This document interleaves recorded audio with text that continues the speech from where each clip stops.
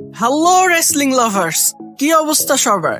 স্বাগত সবাইকে wrestling lovers নেটওয়ার্কের আরো একটি ব্র্যান্ড নিউ ভিডিওতে। ডিয়ার অডিয়েন্স, রেসলিং জগতে টিকে থাকতে শুধু লড়াই জানলেই হয় না, দরকার হয় আলাদা একটা চরিত্রের বা গিমিকের। এমন অনেক বড় বড় রেসলার আছে যারা একসময় প্রায় শেষ হয়ে যাচ্ছিল, কিন্তু নতুন গিমিক তাদের আবার বাঁচিয়ে দিয়েছে।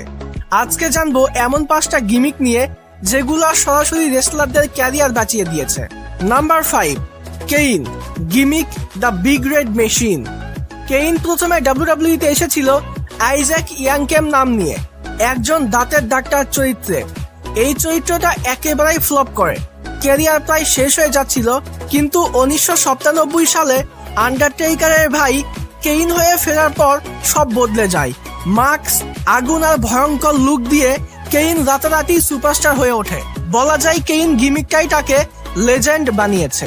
Number 4, Matt Hardy gimmick broken Matt Hardy. Tag team ছাড়া ম্যাট হার্ডিকে কেউ তেমন সিরিয়াসলি নিত না। একসময় মনে হচ্ছিল তার ক্যারিয়ার শেষ, কিন্তু 2016 সালে TNA তে ব্রোকেন ম্যাট হার্ডি চরিত্র নিয়ে ফিরে এসে সবাইকে চমকে দেন। অদ্ভুত চুল, আলাদা স্টাইল আর ডিলেট এই গিমিকেই ফ্যানরা তাকে নতুন ভাবে চিনল। এই গিমিক না থাকলে হয়তোবা ম্যাট হার্ডির আর ম্যাট হার্ডি হয়ে ওঠা হতো না।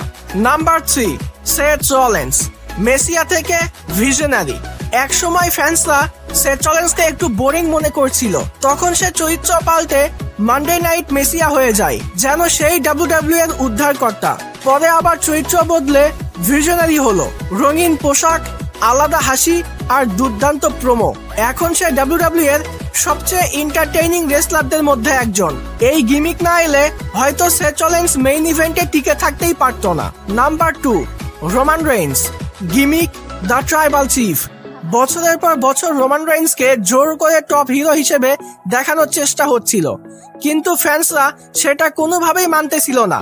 2020 সালে অবশেষে সে চরিত্র পাল্টে হিল হয়ে আসে তার ট্রাইবাল চিফ হিসেবে। পল হেইম্যান পাশে থাকে আর ধীরে ধীরে শুরু হয় তার কিংবদন্তি টাইটেল রেইন। এই গিমিকে রোমান শুধু ম্যাচই জেতেনি, সে WWE এর পুরো চেহারাই পাল্টে দিয়েছে। তার অ্যাকনলেজ মি ডায়লগ ফ্যানদের মনে ভয় আর সম্মান দুটোই তৈরি করেছে। আর ব্লাড লাইন গল্পের মধ্য দিয়ে সে প্রমাণ করেছে সেই আসল বস, সেই হেড অব দ্য টেবল। এখন সে শুধু WWE এর সবচেয়ে বড় সুপারস্টার না, বরং সে পুরো ইন্ডাস্ট্রির মুখ হয়ে গেছে। অনেকের চোখে সে এখন আধুনিক যুগের সবচেয়ে প্রভাবশালী রেসলার। এই গিমিক শুধু রোমান রেইন্সকে রোমান রেইন্স বানায়নি, বরং তাকে আধুনিক প্রজন্মের আইকন বানিয়েছে।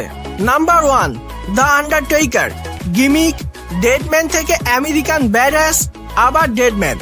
আন্ডারটেকার প্রথমে ডেডম্যান চরিত্রে দারুণ কাজ করছিল, কিন্তু অ্যাটিটিউড এড়াতে ফ্যানরা একটু রিয়েলিস্টিক চরিত্র চাচ্ছিল। তখন সে চরিত্র পাল্টে আমেরিকান ব্যাডাস হয়ে বাইক নিয়ে ফিরে আসে নতুন স্টাইলে। পরে আবার ডেডম্যান চরিত্রে ফিরে এসে নতুন জীবন ফিরে পায়।